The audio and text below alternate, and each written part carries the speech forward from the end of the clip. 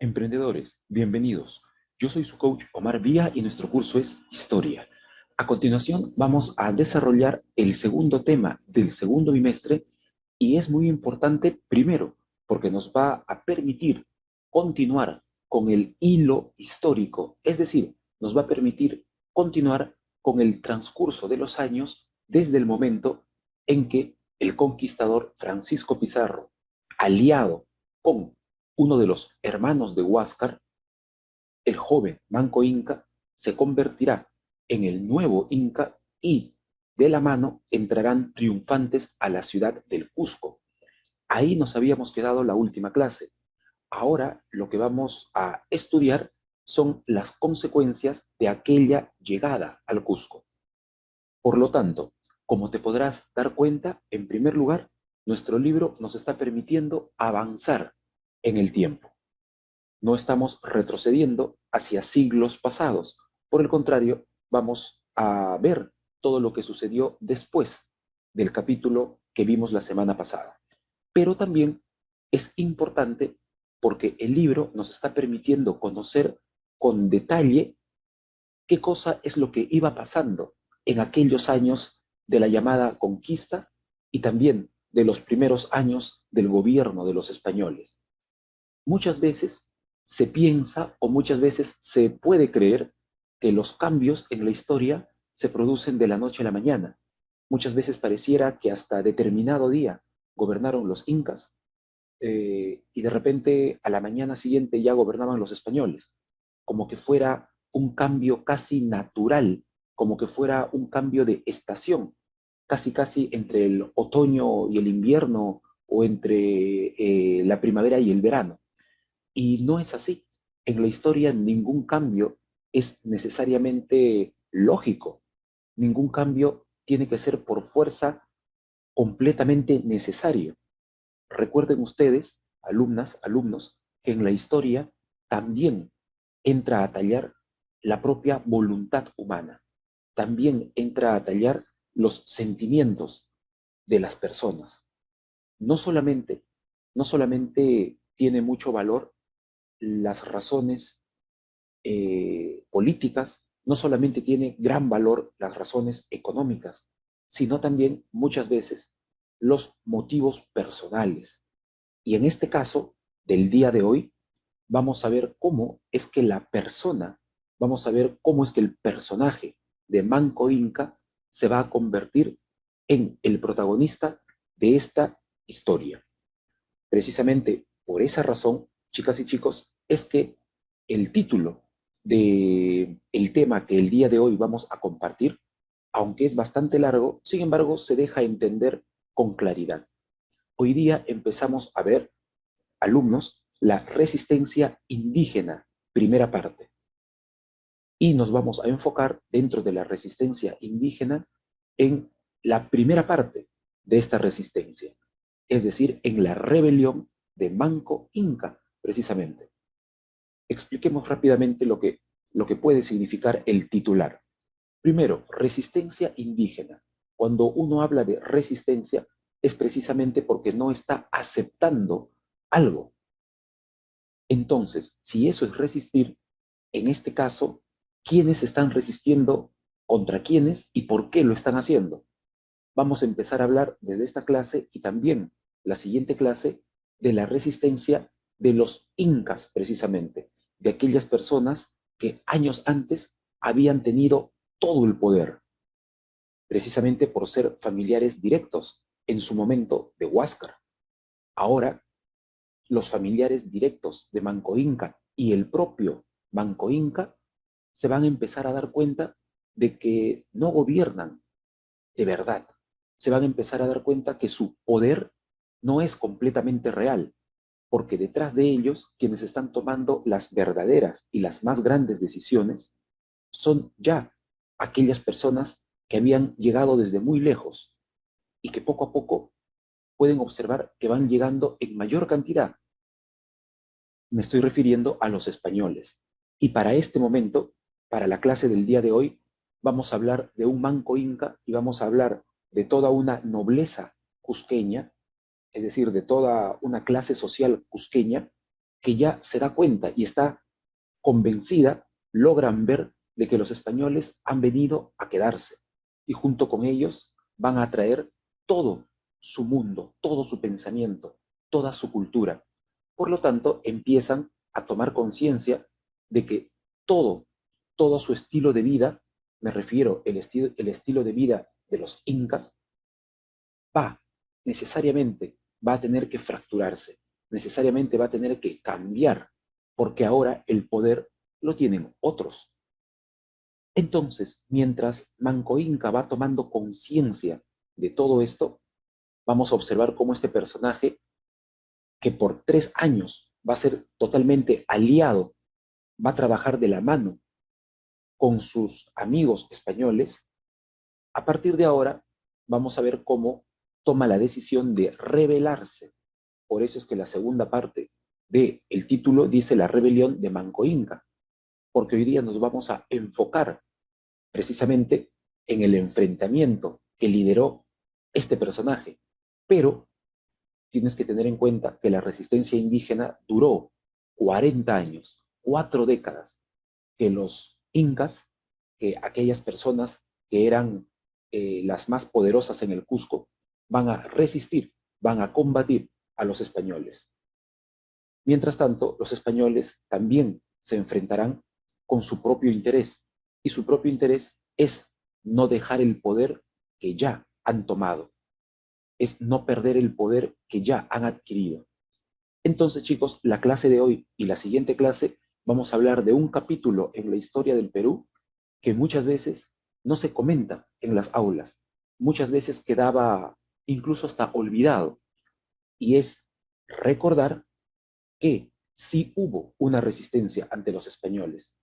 Lo que sucede es que en todo momento los españoles tuvieron también el apoyo, muchas veces, del pueblo. Los españoles muchas veces tuvieron apoyo indígena. ¿Pero qué apoyo indígena? ¿Necesariamente el apoyo de los cusqueños? No. Recuerda que los españoles tenían mucho apoyo de otros pueblos indígenas que también se sentían, o mejor dicho, se habían sentido en algún momento prisioneros, se habían sentido maltratados por los incas. Así que de esa manera, durante 4 décadas, y líder tras líder, vamos a ver cómo es que los incas van a resistir. Muy bien, chicos, ustedes ya saben que siempre les presento la línea de tiempo de la historia del Perú, con la intención de poder ubicarnos en qué momento de todo lo que ha sucedido en este territorio es que nos encontramos.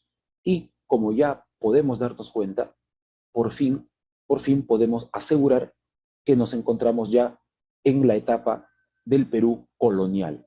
Ahora sí, el poder verdadero lo tienen los españoles, pero todavía nos encontramos en ese tramo, en ese primer tramo, en ese primer momento en el que los españoles todavía siguen afianzando, todavía siguen poniéndole empuje.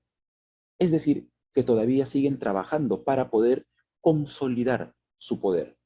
Todavía el poder de los españoles sigue siendo amenazado.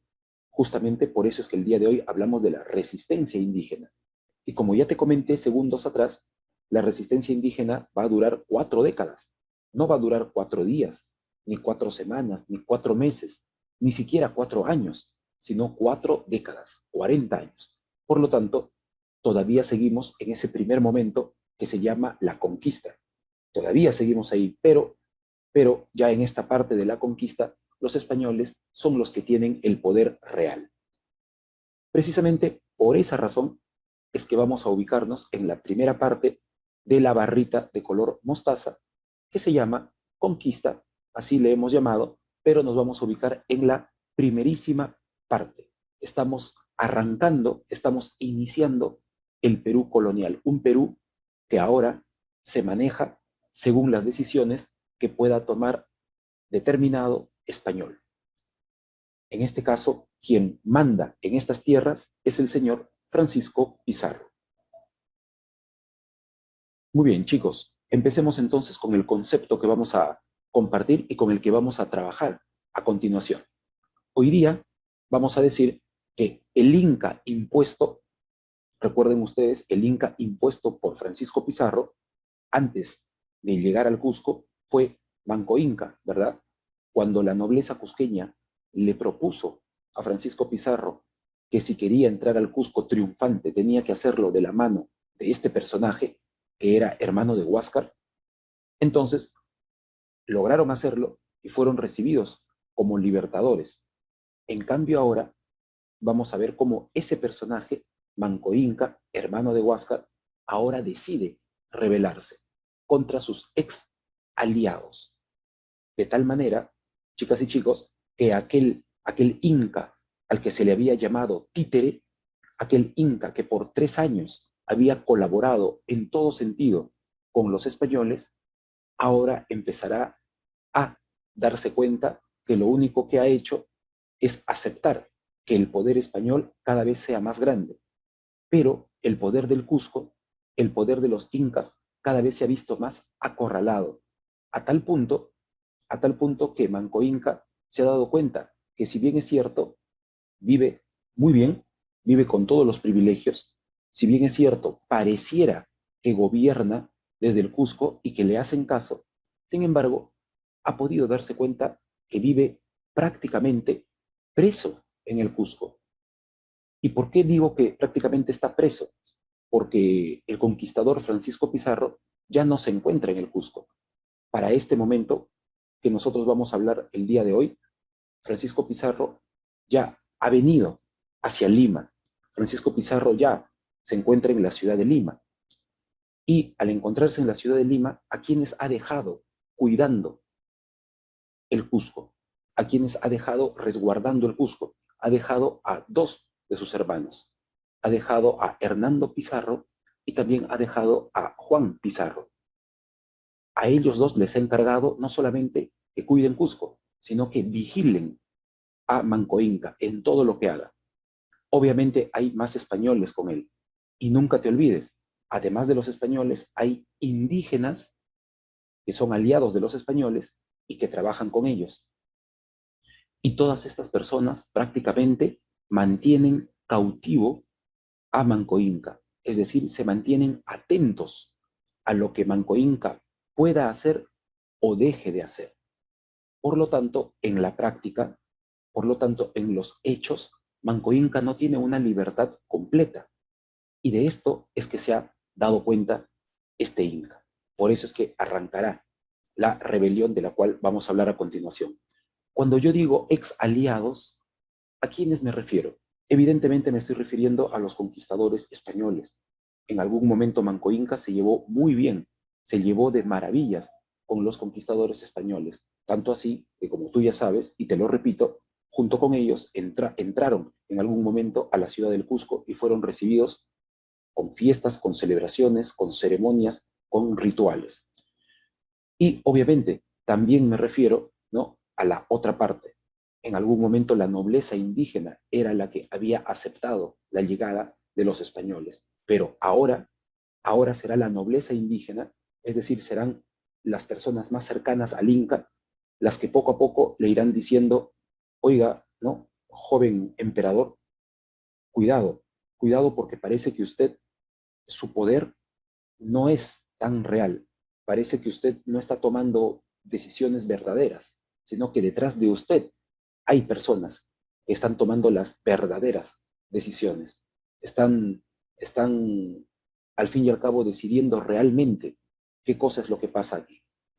Bueno, una vez que ha pasado todo esto que les estoy contando, empezará el periodo de la rebelión. Pero, como ya te comenté, hoy día nosotros nos vamos a enfocar en la rebelión de Manco Inca, por lo tanto en la primera parte de aquella gran rebelión de 40 años. Nosotros nos vamos a concentrar entre los años 1536 a 1545. Incluso, tampoco vamos a hablar de todos esos años. Vamos a hablar de los primeros años de la rebelión, que son los que más problemas le causaron a los españoles. El propio año 1536 fue bastante agitado. Y es ahí donde nuestro libro se detiene para poder contarnos varios hechos que sucedieron entre los españoles y ahora los rebeldes. A ver, ¿Qué cosa hizo Manco Inca para poder salir del Cusco? Porque la verdad es que no lo dejaban cruzar las fronteras del Valle del Cusco. Se le ocurrió, se le ocurrió poner en práctica una idea que él tenía. Él se había dado cuenta que Hernando Pizarro y Juan Pizarro, y en especial Hernando, tenían una ambición desmedida por las riquezas materiales, a diferencia de Francisco Pizarro, cuya ambición máxima era gobernar estas tierras. Francisco Pizarro quería sentirse el rey. En otras palabras, Francisco Pizarro quería sentirse el nuevo Inca de todas estas tierras. Sin embargo, sus hermanos tenían ambiciones más pequeñas. Sus hermanos querían oro y plata, y seguían queriendo oro y plata en cantidades enormes. Por lo tanto, Manco Inca decidió tenderle una trampa, sobre todo a Hernando Pizarro, que era a quien tenía más cerca, y lo convenció de que si le permitía insertarse, si le permitía ingresar a la selva del Cusco, podía encontrar algunas riquezas de las cuales él conocía que existían. Obviamente, cuando Hernando Pizarro le propuso acompañarlo, cuando Hernando Pizarro le propuso que puedan ir juntos, obviamente Manco Inca ya tenía una respuesta preparada y le dijo que era mejor que no, porque lo que él necesitaba era gente experta que conociera el lugar, ya que la selva no era muy conocida ni por los españoles, pero tampoco por los propios incas. Así que mejor era ingresar con gente de la misma localidad. Perfecto, entonces Hernando Pizarro, al escuchar todas las riquezas que Manco Inca le prometía, le permitió salir del Cusco. Le permitió salir del Cusco y Manco Inca pudo empezar a poner en práctica lo que él ya tenía pensado. Supuestamente se dirigía hacia la selva alta, pero lo que decidió en verdad es acercarse hacia el valle de Yucay. Y en el valle de Yucay empezó a reclutar gente, comenzó a juntarse con personas y él comenzó a comunicar sus verdaderas intenciones. El valle de Yucay es un valle, como podemos observar en la foto, bastante cercano a otro valle que fue conocido como el Valle Sagrado de los Incas. Y en el Valle Sagrado de los Incas también vivían personas muy poderosas, personas muy importantes dentro de lo que había sido el imperio inca, dentro de lo que había sido el Tahuantinsuyo. Por lo tanto, si él se aseguraba el apoyo de esta gente que vivía en Yucay, muy cerca al Valle Sagrado de los Incas, entonces muchas otras personas, muchos otros indígenas se iban a ir sumando. Ese fue el caso, por ejemplo, de un joven que cuando se enteró que este Inca, que por 3 años había estado callado, ahora empezaba a rebelarse, no dudó en sumarse a el ejército que se estaba formando. Este joven es el comandante Cahuide, del cual te había mencionado en la clase anterior. Ahora vamos a hablar un poco más sobre la vida de Cahuide y sobre todo sobre su dramática muerte defendiendo Sacsayhuamán.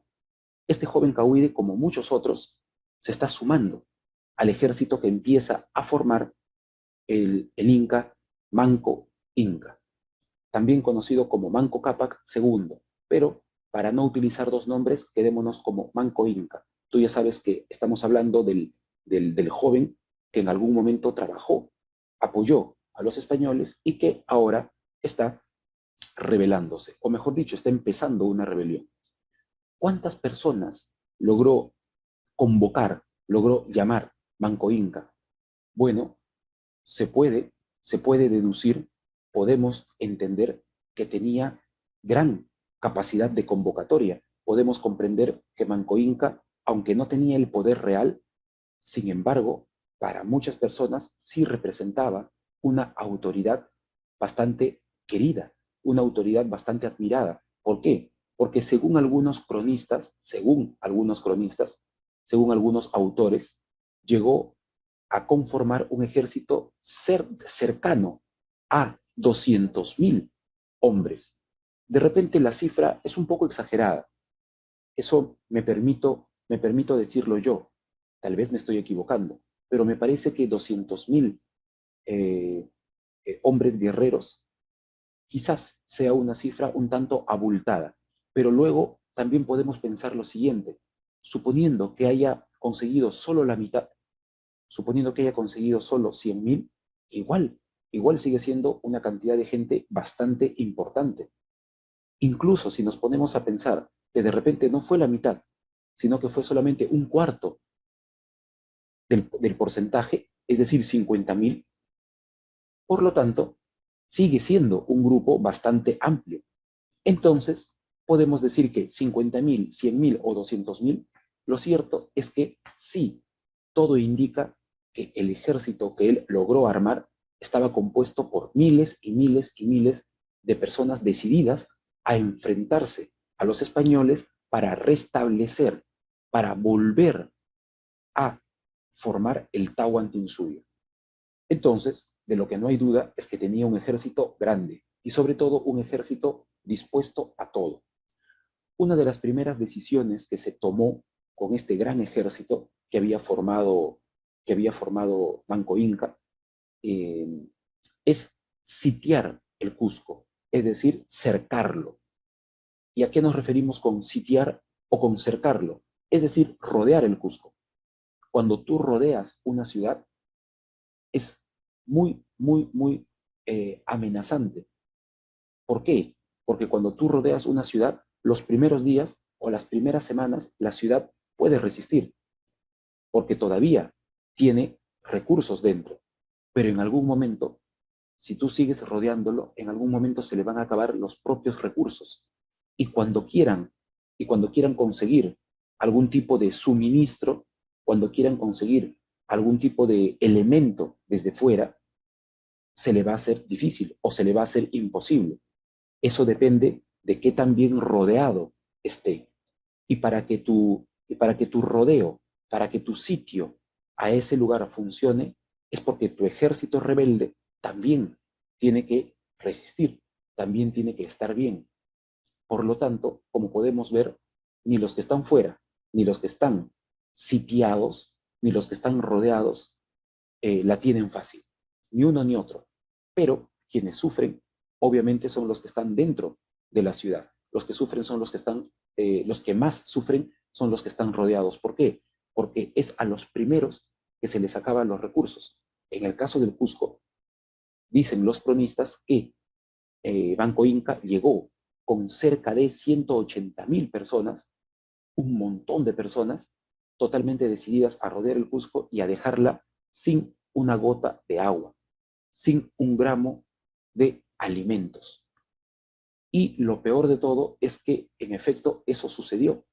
El Cusco empezó a sentir el flagelo, empezó a sentir el castigo de esta decisión de Manco Inca. Por eso es que el cerco del Cusco o el sitio del Cusco termina durando bastantes meses. De repente, el primer mes, la ciudad del Cusco, con todas las personas que ahí vivían, pudo resistir, mal que bien pudo resistir, pero luego los otros meses que se extendió este, este rodeo fue realmente penoso. La gente se desesperaba, rápidamente empezaron a surgir las enfermedades, los contagios, es decir, que el Cusco se sumió, el Cusco empezó a entrar en un caos total. Pero, pero las cosas no eran sencillas, porque también empezaban a ponerse difíciles. ¿Para quiénes? Para los que estaban rodeando el Cusco, porque ni los que estaban dentro ni los que estaban fuera terminaban ganando.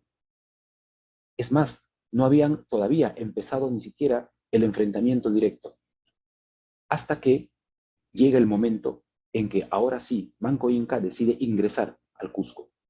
Y lo que parecía la pesadilla completa para los españoles terminó convirtiéndose en una realidad. Manco Inca ya estaba dentro y además tenía una primera táctica, la primera, la que tenía que cumplirse antes que todas las otras tácticas, y era romper la pata a todos los caballos, porque él sabía que si terminaba dañando a la fuerza equina, si terminaba dañando a la fuerza de los caballos, de estas bestias que podían aguantar el peso de su jinete, entonces todo el ejército español también quedaba disminuido en capacidad. En capacidad, primero, de velocidad y segundo, de potencia, porque agregarle a tu propia fuerza la fuerza bestial de los animales, entonces eso hace evidentemente que tu ejército tenga una mayor resistencia. Pero en este caso, Manco Inca entró a la ciudad del Cusco y lo primero que quiso hacer fue quebrarle las patas a los caballos. Por eso es que comenzó a construir bastantes huecos por toda la ciudad, pero huecos engañosos, para que los caballos, mientras estén corriendo, evidentemente tropiecen con estos huecos que estaban escondidos y logren quebrarse o malograrse o de repente romperse algún hueso y de esta manera seguir restándole esta fuerza animal al ejército español. Luego, lo que quisieron hacer fue tomar la plaza principal, que también lograron tomarla. Es decir, los indígenas, los incas, liderados por este joven, llegaron hasta el centro de la plaza. Parecía, parecía que todo había terminado. Parecía que los rebeldes habían logrado conquistar el Cusco, pero a diferencia de lo que había sucedido hace 3 años, parecía que ahora el Cusco volvía a tener un poder real inca y que los hermanos de Pizarro tenían que salir despavoridos, tenían que huir para poder mantenerse con vida, en primer lugar, y en segundo lugar para poder comunicarse con su hermano, que estaba en Lima. Entonces, las cosas se ponen aún peor para los españoles cuando se enteran que tampoco pueden salir de la ciudad del Cusco. ¿Y por qué no pueden salir de la ciudad del Cusco a pedir ayuda? Porque ahora el joven guerrero Cahuide, el comandante Cahuide, ahora él ha tomado Sacsayhuamán. Y Sacsayhuamán es la fortaleza que cuida el Cusco. Está muy cerca al Cusco. Por lo tanto, si los españoles quieren salir del Cusco, tienen dos posibilidades. O se van hacia la selva, cosa que ni querían, ni tampoco podían en verdad, porque ahí estaba justamente el cerco del Cusco, ahí estaba toda la gente que acechaba desde fuera la ciudad del Cusco, y por otra parte podía también escapar cruzando Sacsayhuamán, pero como te acabo de decir, ahí se encontraba Cahuide, el comandante Cahuide. Por eso es que Hernando Pizarro le va a encargar a su hermano, a Juan Pizarro, que él recupere Sacsayhuamán. Y lo cierto es que tanto Hernando Pizarro como Juan Pizarro no hubieran podido hacer mucho más si es que un personaje no llegaba con una gran cantidad de soldados. Y este personaje que estaba retornando al Cusco era ni más ni menos que uno de los conquistadores principales. Era el señor Diego de Almagro. ¿De dónde regresaba Diego de Almagro? Diego de Almagro estaba regresando de Chile. ¿Y qué cosa había hecho en Chile? Un año atrás, Diego de Almagro había tomado la decisión de ir hacia el sur para seguir conquistando todo lo que pueda encontrar. Pero lo cierto es que lo único que encontró fue también resistencia indígena allá en el sur y además no encontró tanta riqueza como él quería. Por lo tanto, ahora Diego de Almagro se encontraba totalmente desilusionado y sobre todo se encontraba completamente decidido a regresar al Cusco y a tomar el Cusco. Él quería gobernar sobre el Cusco. Es decir, también tenía el sueño de convertirse en el nuevo Inca, ¿verdad? En este caso, un Inca español. Pero quería gobernar en el Cusco. Por eso es que ahora está volviendo Pizarro y está bastante enfurecido.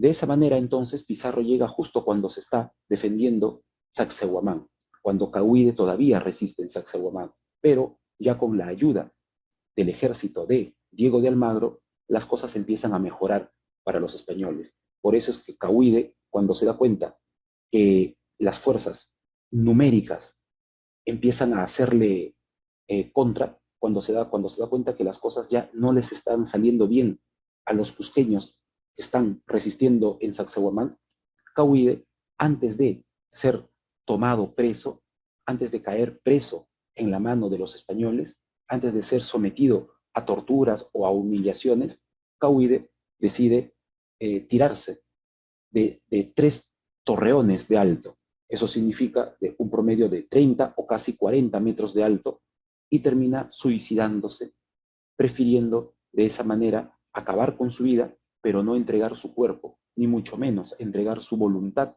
a los españoles. Una vez que los españoles pudieron recuperar Sacsayhuamán, ahora nuevamente regresamos a la ciudad del Cusco. Y lo cierto es que en la ciudad del Cusco, después de largos meses, no solamente para quienes querían seguir teniendo el poder sobre el Cusco, es decir, los incas, liderados por Manco Inca, sino también después de largos meses para los españoles que intentaban resistir esta rebelión, por fin terminaron recibiendo el apoyo de Diego de Almagro, y esto les valió para recuperar sus fuerzas. De tal manera que Diego de Almagro significó la renovación de las fuerzas españolas, y a la vez las fuerzas incaicas se iban debilitando poco a poco a medida que iba pasando el tiempo.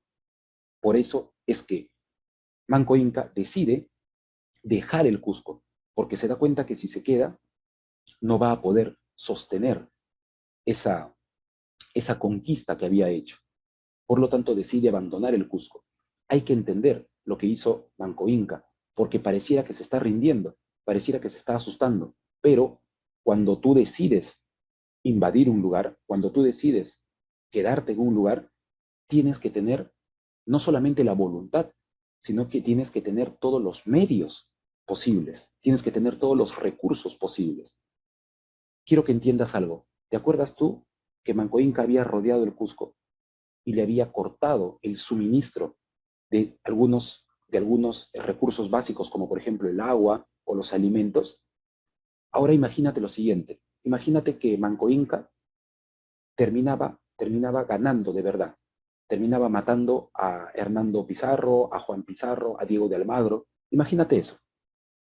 Yo te pregunto, ¿de qué le hubiera servido a Manco Inca quedarse con el Cusco si al final Pizarro, Francisco Pizarro desde Lima, de repente hubiera vuelto a sitiar el Cusco, hubiera vuelto a cercar el Cusco, y por lo tanto ahora Manco Inca quizás hubiera tenido que soportar lo que él mismo hizo con otros? Entonces Manco Inca, cuando se puso a pensar en todo eso, se dio cuenta que no iba a poder sostener su conquista. Por eso es que termina abandonando el Cusco nuevamente, y esta vez se va con dirección a la selva del Cusco. En la selva del Cusco, ¿dónde se refugia? Se refugia en una ciudad que hasta ese momento no había tenido tanta importancia para los incas, aunque sí había sido una ciudad destinada para la nobleza incaica, es decir, para la clase alta. Pero ahora Vilcabamba se va a convertir en su refugio, y desde Vilcabamba empezará a formar otro estado, es decir, dentro de, dentro de las tierras que ahora gobiernan los españoles, él empezará ya no, ya no a pensar en el Tahuantinsuyo. Manco Inca ya comprendió que el Tahuantinsuyo ya no existe realmente, así que lo que empezará es a formar un nuevo estado, un nuevo territorio, que precisamente se llamará Vilcabamba. Y desde Vilcabamba empezará Manco Inca a intentar un gobierno desde cero, pero no olvidándose de su rebelión. Por eso es que la siguiente decisión que Manco Inca toma es ahora atacar, pero ya no el Cusco, sino atacar directamente a Lima. Y la pregunta es, Manco Inca, ¿cómo pudo ir acercándose a Lima? Porque no la tenía fácil, ¿verdad? Además estaba escondiendo.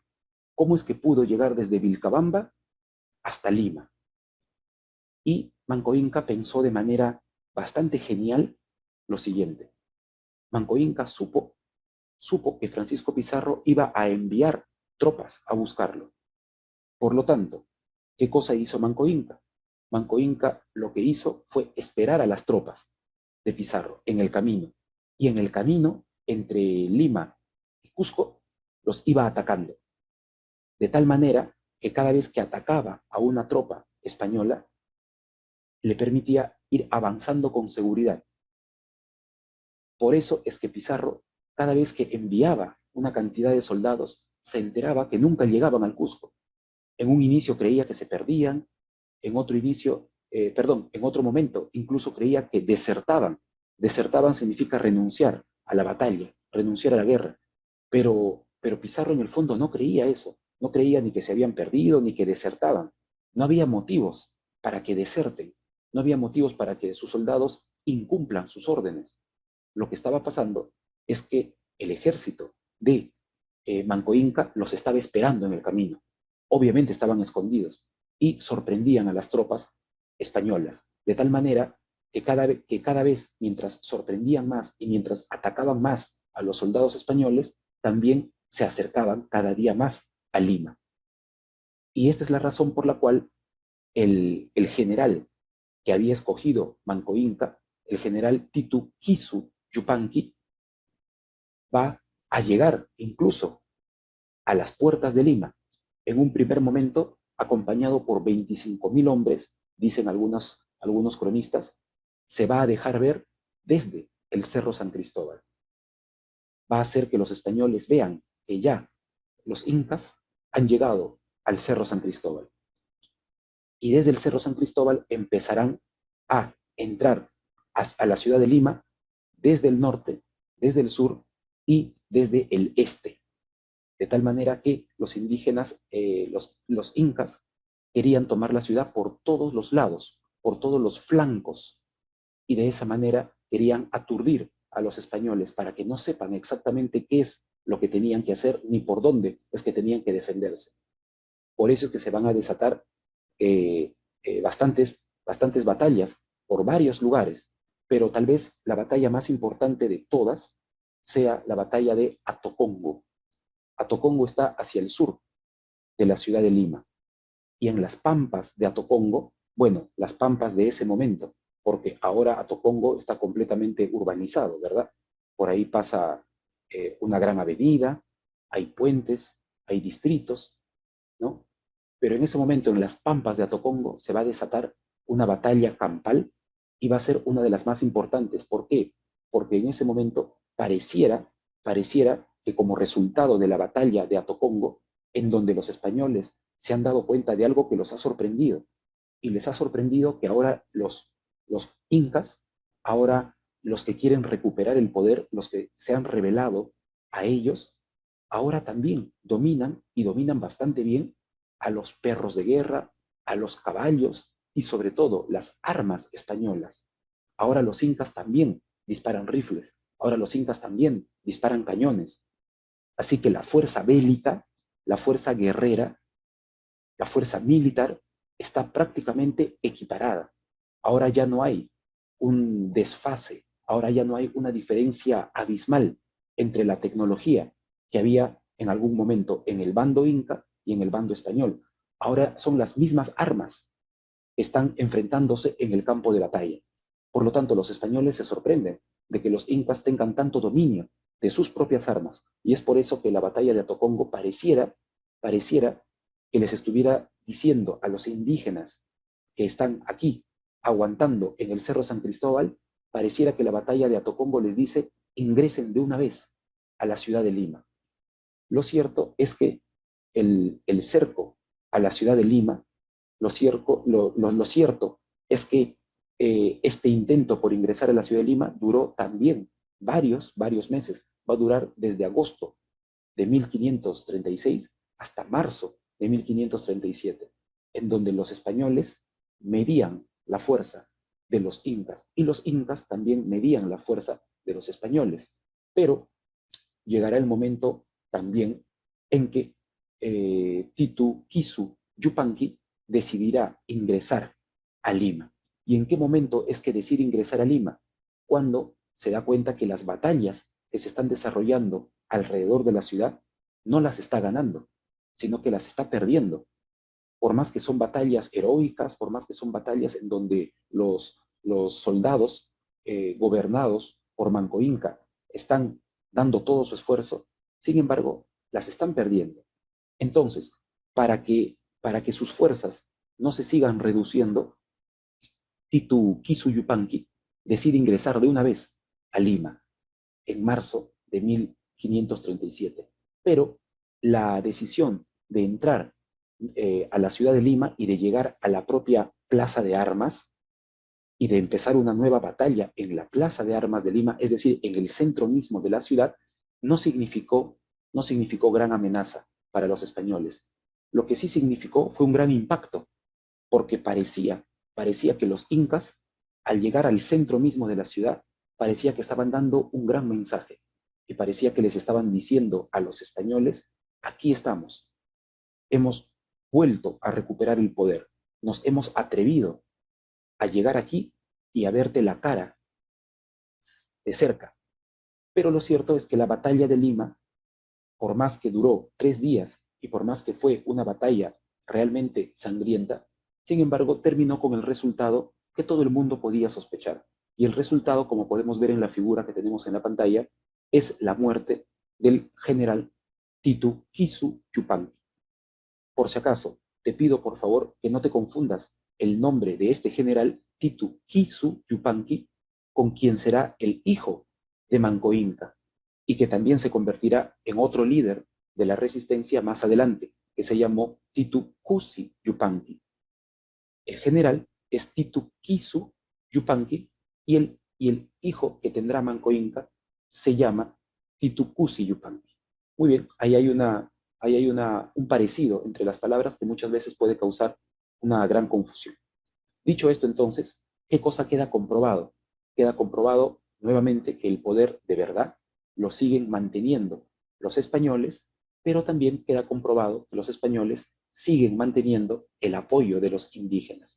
En el caso de la resistencia de Lima, quienes más resistieron junto con los españoles fueron los huancas, que ya desde antes los apoyaban, también los huaylas, y ahora habían demostrado su fidelidad hacia los españoles, los yungas, que era un pueblo que desde hace mucho tiempo atrás vivía en lo que hoy vendrían a ser, para poder entendernos, en lo que hoy vendrían a ser los distritos de Lurigancho, Surco, Surquillo, Cieneguilla, La Molina, en lo que hoy son esos distritos, en esa parte de Lima, es que vivían los yungas. Y ese pueblo también había ayudado mucho a los españoles a que puedan aguantar el embate, ¿no? A que puedan aguantar el golpe de estos generales incas liderados por Titu Kisu Yupanqui. Ahora, muchachos, el libro nos deja en este momento en donde Manco Inca seguirá pensando hacer, qué cosa hacer para volver a tener el poder desde el Cusco, y además en el siguiente capítulo también nos contará cómo es que después de Manco Inca vienen 3 incas más que decidirán resistir, que decidirán enfrentarse a los españoles. Por eso es que la siguiente clase se llamará Resistencia Indígena, segunda parte, los incas de Vilcabamba. Muy bien, chicos, llegados al final de la clase, solamente me queda agradecer la atención que me has prestado y decirte que nos reencontramos más adelante. Muchas gracias.